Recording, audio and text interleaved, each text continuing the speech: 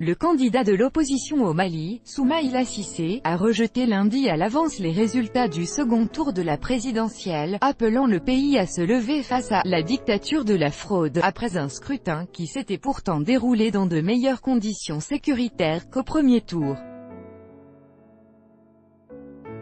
Les résultats du duel entre le président sortant et favori Ibrahim Boubacar Keïta (IBK) et l'opposant Soumaïla Cissé doivent être proclamés en milieu de semaine par la Cour constitutionnelle, mais, d'ores et déjà, nous les rejetons, a lancé à ses partisans Soumaïla Cissé du balcon de son siège de campagne.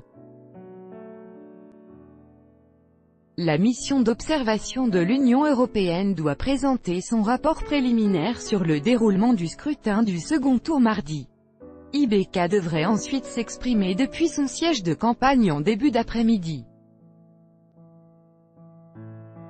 Relancer l'accord de paix conclu en 2015 avec l'ex-rébellion. Le vainqueur entrera en fonction début septembre avec la lourde tâche de relancer l'accord de paix conclu en 2015 avec l'ex-rébellion à dominante touareg, dont l'application accumule les retards, dans ce vaste pays du Sahel toujours confronté à la menace djihadiste malgré 5 années d'interventions militaires internationales. Le nord du Mali était tombé en mars-avril 2012 sous la coupe de groupes djihadistes liés à Al-Qaïda, en grande partie chassés ou dispersés par une intervention militaire lancée en janvier 2013 à l'initiative de la France, qui se poursuit actuellement.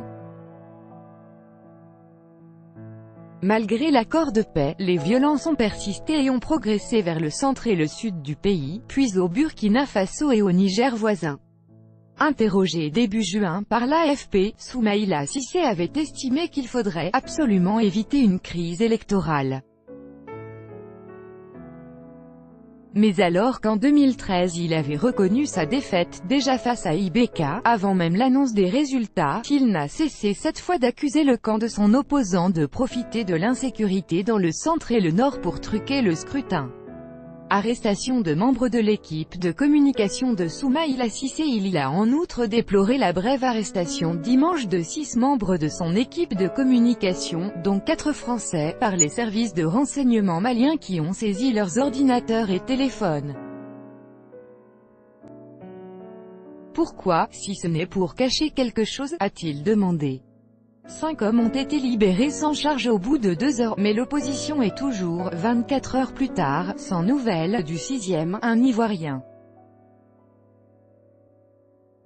Le second tour s'était pourtant déroulé dans un climat plus apaisé que le premier. Seuls 490 bureaux de vote sur 23 000 n'ont pu ouvrir, soit moitié moins que le 29 juillet, a indiqué le général Traoré.